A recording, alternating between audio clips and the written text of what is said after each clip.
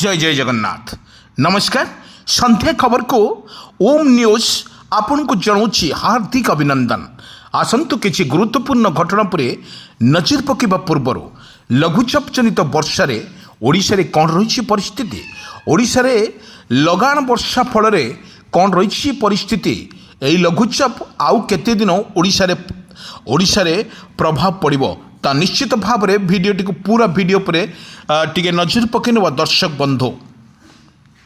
दर्शक बंधु माड़ी आसुची लघुचाप, गर्जिलाणी समुद्र, जलमग्न सहर सावधान अलर्ट 22 जिला को छेचिब काचिब एवं लगातार भाव में वर्षा जारी रहिबो। वर्तमान आज लघुचाप प्रभाव वर्षा रे उत्तर बंगोपसागर एक लघुचाप सृष्टि संभावना रही, किंतु मासरे उपकूल एवं संलग्न उत्तर पूर्व बंगोपसागर उपरे एक घूर्णिबलय सक्रिय अछि, किंतु प्रभाव रे उत्तर बंगोपसागर रे प्रेशर संभाळुवा को पूर्वान करिछि आंचलिक पाणीपाग विज्ञान केन्द्र। दर्शक बंधु आमे कहि रखुछु आसंता 5 तारिख जाए राज्य रे विभिन्न स्थान रे प्रबल वर्षा पाई एल वार्निंग जारी करिछि आंचलिक पाणीपाग विज्ञान केन्द्र। आज वर्तमान बढ़िबो वर्षार परिमाण। कोरापुट मालकानगिरी जिला को ऑरेंज वार्निंग जारी करिछि आंचलिक पाणीपाग विज्ञान। सेपरि प्रबल वर्षा संभावना थिबा कलाहांडी, कंजमाल, रायगड़ा एवं गजपति, नवरंगपुर एवं नुआपड़ारू दी जाइछि येलो वार्निंग। बिजुली घड़घड़ी सहित संभावना 22टा जिला को वर्तमान येलो वार्निंग जारी करिछि। वर्तमान घूर्णिबलय सह मौसम स्ट्रप प्रभाव रे राज्य रे विभिन्न स्थान रे जारी रही वर्षा।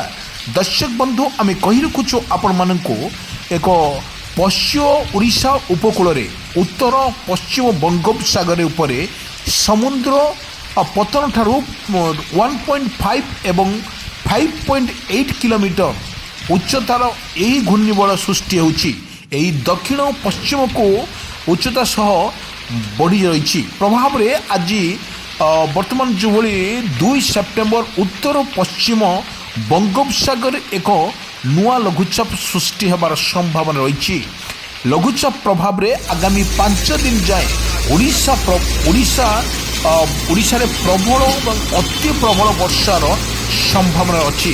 वर्तमान राज्य रे घूर्णिबलय एवं मौसमी स्ट्रप प्रभाव रे लगी रही वर्षा पर वर्षा, किंतु आमे आपण मानकु कहि रखुछु आज सारा राज्य रे वर्षा बिजुली घड़घड़ी सहित झटका पवन एवं घंटा प्रति 30 ରୁ 40 किलोमीटर बेगरे पवन बहिबार संभावना अच्छी। किंतु कलाहांडी, कंधमाल, कोरापुट जिला को पाणीपाग वर्तमान विभाग ऑरेंज वार्निंग जारी करिछि। सेपरि प्रबल वर्षा पाई रायगड़ा, मालकानगिरी, नवरंगपुर, गजपति आउ बलांगीर नुआपड़ा जिला को येलो वार्निंग जारी करिछि आंचलिक पाणीपाग विज्ञान केन्द्र। सेपटे बालेश्वर, भद्रक, जाजपुर, केन्द्रापड़ा, कटक, जगतसिंहपुर, नयगड़ा, खोर्धा, पुरी, गंजाम, सुंदरगढ़, झारसुगुड़ा, बरगड़, संबलपुर, देवगढ़, अनुगुल, ढेंकानाल, मयूरभंज, सोनपुर बौद्ध जिले में हालुकारु मध्यम धरणर वर्षा होबार संभावना अधिक थिबारु वर्तमान पाणीपाग विज्ञान तरफ वर्तमान हाई अलर्ट जारी करा जायछि। किंतु आसंता काली बंगोपसागर लघुचाप क्षेत्र सृष्टि हेबो, फल वर्षार परिमाण बढ़िबो। प्रबल वर्षा जोर रे बिजुली घड़घड़ी सहित वर्षार नहीं पवन 30 ରୁ 40 किलोमीटर बढ़िबार संभावना रही। प्रबलर अति प्रबल वर्षा पाई कलाहांडी, नवरंगपुर, मालकानगिरी, कोरापुट जिला को मध्य पाणीपाग वर्तमान विभाग ऑरेंज वार्निंग जारी करिछि। किंतु आमे आपण मानकु कहि रखुछु सेपटे नुआपड़ा, बलांगीर, सुंदरगढ़, बौद्ध, कंधमाल, गजपति, गंजाम, नायगड़ा, कटक, रायगड़ा जिले में किछि स्थान रे बिजुली घड़घड़ी सहित घंटा प्रति झटका पवन एवं 30 ରୁ 40 किलोमीटर बेगरे बहिबो पवन, किंतु प्रबल वर्षा হবা নেই সতর্ক সূচনা জারি করেছি আঞ্চলিক পাণিপাগ বিজ্ঞান কেন্দ্র। দর্শক বন্ধু আমি কহি রাখুছু সেপরি বালেশ্বর ভদ্রক যাজপুর কেন্দ্রাপড়া কটক জগতজমুনি খোর্ধা পুরী ঝারସୁগুড়া এবং রায়গড়া সম্বলপুর দেবগড় অনুগুল ঢেঙ্কানাল কেন্দুঝর ময়ূরভঞ্জ এবং সোনপুর জেলায় মধ্যম ধরনের বর্ষা ঘণ্টা প্রতি 30 ରୁ 40 কিলোমিটর বেগরে পবন বহিবার সম্ভাবনা রয়েছে, সহিত বজ্রপাত হেবার মধ্য সম্ভাবনা রয়েছে। এইসব জেলাকে বর্তমান আঞ্চলিক পাণিপাগ বিভাগ এরো ওয়ার্নিং জারি করেছি আঞ্চলিক পাণিপাগ বিজ্ঞান কেন্দ্র। কিন্তু আমি আপনার কহি রাখুছু সেপটে 3 তারিখর ওড়িশার কোরাপুট এবং মালকানগিরি রায়গড়া নবরঙ্গপুর কলাহাଣ୍ଡି সুন্দরগড় জেলার অনেক স্থাନରେ বিজুଳି ঘড়ঘড়ি সহিত ঘণ্টা প্রতি 30 ରୁ 40 কিলোমিটর বেগরে পবন বহিবার মধ্য সম্ভাবনা অছি। সেণু আপনার কহি রাখুছু যেভাবে বর্ষা ওড়িশার যেভাবে রয়েছে এর যেভাবে রয়েছে ঝারସୁগুড়া বরগড় আউ অনুগুল ঢেঙ্কানাল কেন্দুঝর ময়ূরভঞ্জ সোনপুর বৌদ্ধ ଆଉ ନୂଆପଡ଼ା ବଲାଙ୍ଗୀର କନ୍ଧମାଳ ଜିଲ୍ଲାରେ ଗୋଟିଏ 2ଟି ସ୍ଥାନରେ ବର୍ଷା ମଧ୍ୟ ହେବାର ସମ୍ଭାବନା ଅଧିକ ଥିବାରୁ ବର୍ତ୍ତମାନ ଏସ୍ଆର୍ସି ପକ୍ଷରୁ ବର୍ତ୍ତମାନ ସୂଚନା ଜାରି କରାଯାଇଛି। କିନ୍ତୁ ଆମେ ଆପଣମାନଙ୍କୁ କହି ରଖୁଛୁ 4 ତାରିଖରେ ଓଡ଼ିଶାର ବାଲେଶ୍ୱର ଭଦ୍ରକ ଯାଜପୁର କେନ୍ଦ୍ରାପଡ଼ା କଟକ ଜଗତସିଂହପୁର ନୟାଗଡ଼ ଖୋର୍ଦ୍ଧା ପୁରୀ ଗଞ୍ଜାମ ଗଜପତି ସୁନ୍ଦରଗଡ଼ ଝାରସୁଗୁଡ଼ା ବରଗଡ଼ ସୋନପୁର ଢେଙ୍କାନାଳ ଅନୁଗୁଳ କେନ୍ଦୁଝର ମୟୂରଭଞ୍ଜ ଜିଲ୍ଲାରେ ଗୋଟିଏ କିମ୍ବା 2ଟି ସ୍ଥାନରେ ଘଣ୍ଟା ପ୍ରତି ବର୍ତ୍ତମାନ ଝଟକା ପବନ ବେଗରେ 30 ରୁ 40 କିଲୋମିଟର ବହିବାର ମଧ୍ୟ ସମ୍ଭାବନା ଅଛି।